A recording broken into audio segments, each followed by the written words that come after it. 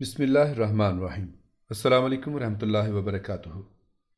अल्लाह तबारक व तआला ने इस दुनिया का जो निज़ाम बनाया है उसमें अक्सर व बेशतर ऐसे वाक़यात रूनुमा होते रहते हैं जिसमें अल्लाह की ऐसी हिकमतें और राज होते हैं जो इंसान की ज़ाहिरी आँख और अक़ल से पोशीदा होते हैं। अगरचे मोजज़ात और अम्बिया की आमद का सिलसिला तो नबी करीम सल्लल्लाहु अलैहि व आलिहि वसल्लम की रहलत के बाद ही ख़त्म हो चुका, लेकिन अब भी अल्लाह की कुदरत से ऐसे वाक़यात का रूनुमा होना जारी है जो इंसानी अक़ल से मावरा होते हैं।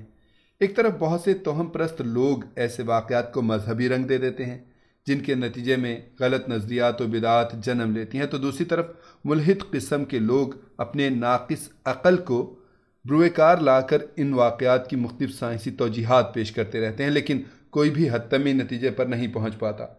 ये अल्लाह की ज़ात जानती है कि उनकी असल हकीकत क्या है।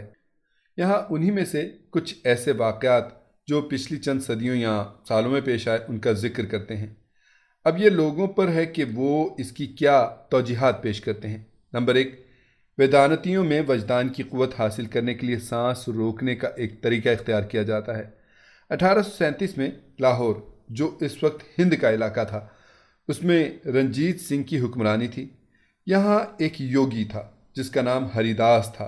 रंजीत सिंह के हुक्म पर उस हरिदास के नाक, मुंह और आंखों पर मोम लगाकर और कफन में अच्छी तरह लपेट कर उसको एक कब्र में दफन कर दिया गया और कब्र के गिर्द सिपाहियों का पहरा लगा दिया गया जो हमा वक्त वहाँ पर मौजूद रहते थे।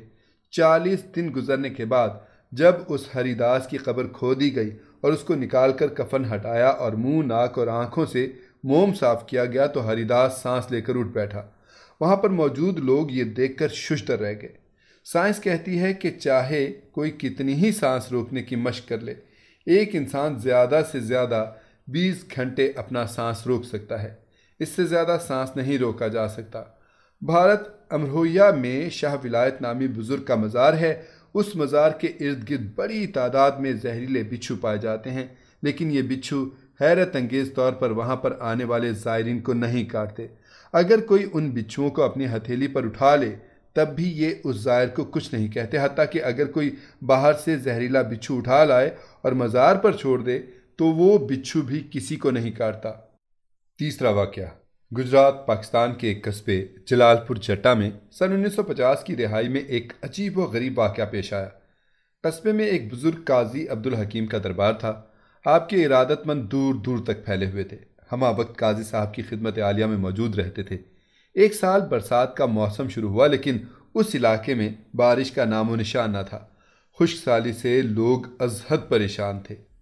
मुसलमान उस वक्त सुन्नत नबवी के मुताबिक नमाज इस्तिस्का अदा करते हैं, जिसके नतीजे में अल्लाह बारिश बरसा देता है। लेकिन मकामी लोगों के बार बार नमाज इस्तिस्का अदा करने के बावजूद नतीजा ज़ाहिर नहीं हो रहा था। मज़कूरा बुज़ुर्ग एक दिन अपना दरबार सजाए बैठे थे कि 7 आदमी जो काजी साहब के पीरो मुर्शद तो नहीं थे लेकिन उसी कस्बे से ताल्लुक़ रखते थे, उनके हुजरे में दाखिल हुए और सलाम करने के बाद काजी साहब से कहा, या हज़रत, क्या आप अपने ठंडे कमरे से बाहर आने की तकलीफ़ करेंगे और देखें कि गर्मी की शिद्दत इतने दिन से क्या तमाशा पेश कर रही है। हिम्मत है तो अपनी करामात का जोर दिखाएं। काजी अब्दुल हकीम ने जवाबन कहा, आप मुझसे दुआ की दरख्वास्त करने के बजाय गली के कुत्तों से बारिश की दुआ की दरख्वास्त करें, शायद के मसला हल हो जाए। वो 7 अफराद ये सुनकर बड़े बराफरोख्ता हुए और काजी साहब से कहा, हज़रत, हम कुत्तों की बोली नहीं जानते, अगर आप जानते हैं तो आप ही कुत्तों से बारिश की दरख्वास्त करें। काजी साहब ने जवाबन कहा, अगर आप 7 अफराद कुत्तों की दुआ सुनना चाहते हैं तो सुबह यहाँ हुजरे के बाहर आ मौजूद हों।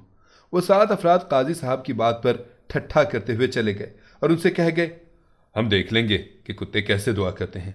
अब काजी साहब ने खानकाह के नाज़मीन को हुक्म दिया कि रातों रात बहुत सारा हलवा तैयार किया जाए और धाक के 200-300 प्याले मंगवा कर हलवा उनमें सजाया जाए कि कुत्तों ने सुबह आना है। खानकाह के लोग हैरान परेशान सारी रात हलवा पकाते रहे। सुबह हुई तो ये किस्सा सारे कस्बे में मशहूर हो चुका था कि काजी साहब कुत्तों से दुआ करवाने वाले हैं। कस्बे के लोग सुबह सवेरे ही हुजरे के पास जमा होना शुरू हो गए। वो 7 अफराद जो काजी साहब को पिछले दिन चैलेंज करके गए थे वो भी आन मौजूद हुए। गर्मी अपने जोबन पर थी। خدمت گزار گلیوں کی صفائی کے بعد ڈھاک کے حلوے بھرے پیالے تھوڑے تھوڑے فاصلے پر رکھنا شروع ہو گئے۔ وہ ابھی اس کام سے فارغ ہوئے ہی تھے کہ مجمع میں ایک سراسیمگی پھیل گئی کہ کوئی انہونی بات ہونے والی ہے۔ ہر بندہ اپنی جگہ دم بخود تھا۔ اچانک ایک گلی سے ایک کالے رنگ کا کتا نمودار ہوا۔ اس کے پیچھے 20-22 کتوں کی ایک لمبی قطار تھی۔ تمام کتے قطار بنا کر قاضی صاحب جو اپنے حجرے کے باہر بیٹھے ہوئے تھے ان کے پاس آ کر چپ چاپ بیٹھ گئے۔ قاضی صاحب نے اپنا ہاتھ بلند کیا تاکہ مجمع کے لوگ کسی بھگدڑ کا مظاہرہ نہ کریں۔ کتوں کا لیڈر کالا کتا قاضی صاحب کے قدموں میں آ کر بیٹھ گیا جیسے حکم کا غلام ہو۔ قاضی صاحب نے ہاتھ سے اشارہ کیا اور پھر بآواز بلند کہا، تمام کتے جائیں اور حلوہ کھائیں۔ کتوں نے فوراً حکم کی تعمیل کی اور 3-3 کی ٹولیوں میں بٹ گئے اور بغیر کسی کتا پن کا مظاہرہ کیے حلوہ کھانے میں مصروف ہو گئے۔ قصبے کے ہر شخص کے بشمول ان 7 نوجوانوں کے حواس رخصت تھے۔ سب دم بخود تھے کہ پتہ نہیں اب کیا ہوتا ہے۔ کتے جب تمام حلوہ چٹ کر گئے تو قاضی صاحب اپنی جگہ سے کھڑے ہوئے اور بلند آواز سے کہا، اب کتے اللہ سے ابر رحمت کی دعا کریں۔ کتوں نے آسمان کی طرف سر اٹھا کر عجیب و غریب انداز میں رونا شروع کر دیا۔ ان کی اس عجیب و غریب غراہٹ سے وہاں پر موجود لوگوں کے دل بیٹھے جا رہے تھے۔ تھوڑی دیر غرانے کے بعد کتے قطار بنا کر واپس اپنے اپنے ٹھکانوں کی طرف روانہ ہو گئے۔ اب قاضی عبدالحکیم نے دعا کے لیے ہاتھ بلند کر دیے اور ساتھ ہی لوگوں نے بھی ہاتھ بلند کر دیے اور گڑ گڑا کر اللہ کے حضور گریا کرنے لگے۔ تھوڑی ہی دیر گزری تھی کہ آسمان پر ایک گہری گھٹا چھا گئی اور پھر زبردست بارش ہو گئی۔ چوتھا قصہ۔ پچھلی صدی جو کہ 20ویں صدی کہلاتی ہے، 1930 یا 1931 کے اوائل میں ایک ایسا واقعہ پیش آیا جو دینی فکر و فہم رکھنے والے افراد کے لیے تو اہم تھا ہی، لیکن عام انسانوں بلکہ غیر مسلموں کے لیے بھی خاص اہمیت اختیار کر گیا۔ اس وقت کے عراق کے شاہ فیصل اول کو خواب میں صحابی رسول حضرت حذیفہ بن یمان رضی اللہ تعالی عنہ کی زیارت ہوئی، جنہوں نے شاہ سے فرمایا کہ میرے اور میرے ساتھی کی قبروں میں پانی آ رہا ہے، ہمیں یہاں سے منتقل کرو۔ ان کے ساتھی صحابی رسول حضرت جابر بن عبداللہ رضی اللہ تعالی عنہ تھے۔ دونوں کی قبریں دریائے دجلہ کے کنارے تھیں۔